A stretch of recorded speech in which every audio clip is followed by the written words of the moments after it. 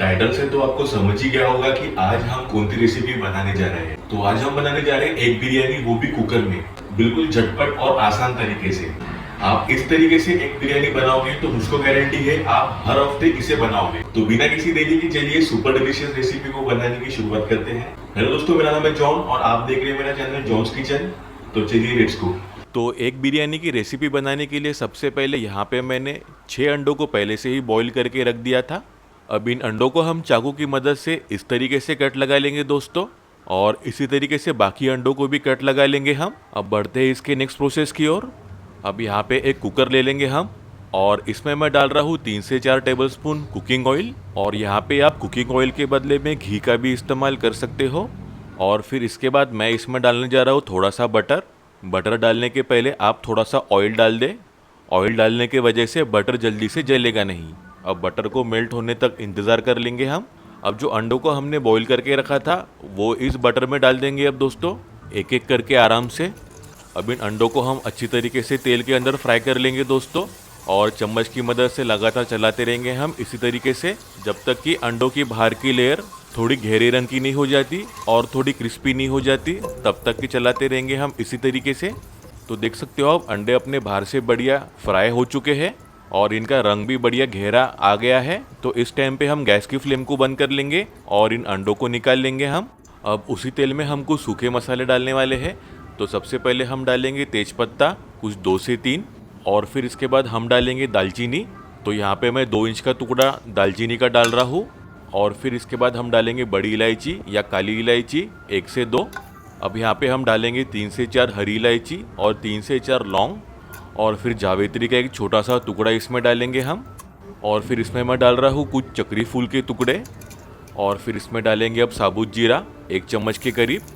अब मिला लेंगे हम सभी सूखे मसालों को एक साथ में और भून लेंगे इन्हें हम कुछ देर के लिए ऐसे ही।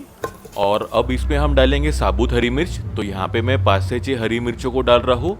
तो मिर्च की मात्रा आप अपने हिसाब से कम या ज़्यादा कर सकते हो। मिला लेंगे एक बार मिर्च को हम बाकियों के साथ में। और फिर इसके बाद हम इसमें डालने वाले हैं प्याज। तो यहाँ पे मैं 3 मीडियम प्याज को इस तरीके से रफली स्लाइस करके डाल रहा हूँ दोस्तों। अब मिला लेंगे हम प्याज को एक बार अच्छी तरीके से और भून लेंगे हम प्याज को जब तक कि प्याज अपने हल्के सॉफ्ट नहीं हो जाते तब तक। और इसी तरीके से चम्मच की मदद से लगातार चलाते रहेंगे हम दोस्तों। तो देख सकते हो प्याज अपने बढ़िया तरीके से सॉफ्ट हो चुके हैं और इनका रंग भी बदलना शुरू हो गया है।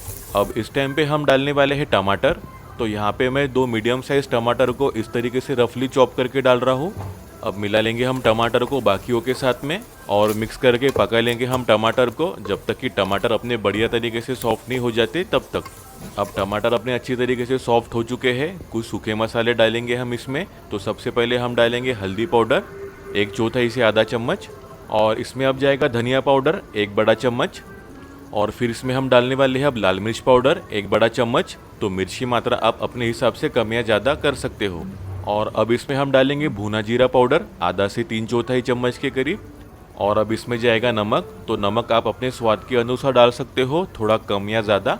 और इसमें थोड़ा आमचूर पाउडर भी डालेंगे हम आधा चम्मच के करीब, इससे बहुत ही अच्छा फ्लेवर आएगा। और यहाँ पे मैं डाल रहा हूँ कलपासी यानी पत्थर के फूल, इससे बहुत ही अच्छा फ्लेवर और टेस्ट आता है। और आखिर में इसमें हम डालने वाले हैं बिरयानी मसाला 1.5 से 2 चम्मच के करीब। बिरयानी मसाला आप कोई भी इस्तेमाल कर सकते हो। अब मिला लेंगे सभी सूखे मसालों को एक साथ में और मिक्स कर लेंगे हम अच्छी तरीके से चम्मच की मदद से। अब मसाले अपना जल ना जाए इसलिए थोड़ा सा पानी ऐड कर लेंगे हम इसमें, और थोड़े खट्टेपन के लिए ताज़ा दही का इस्तेमाल करेंगे हम। तो यहाँ पे मैं 4 बड़े चम्मच दही डाल रहा हूँ।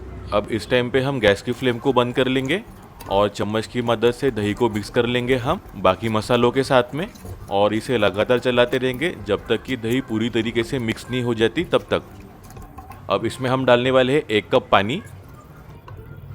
जिंजर गार्लिक का पेस्ट इसमें डालेंगे। तो यहाँ पे मैं 4 बड़े चम्मच अदरक और लहसुन का पेस्ट डाल रहा हूँ।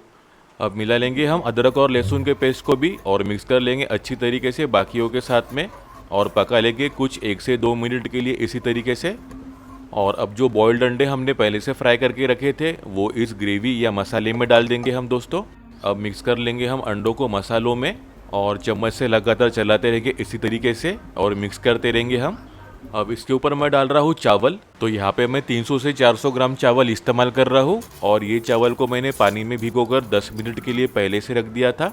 तो इस तरीके से हम चावल को फैला के डाल देंगे इसके ऊपर हम, और फिर 1 से 1.5 कप के करीब पानी ऐड कर लेंगे हम इसके ऊपर, और फिर आखिरी में इसके ऊपर से 1 बड़ा चम्मच देसी घी का डालेंगे हम। इससे बहुत ही बढ़िया खुशबू आएगी।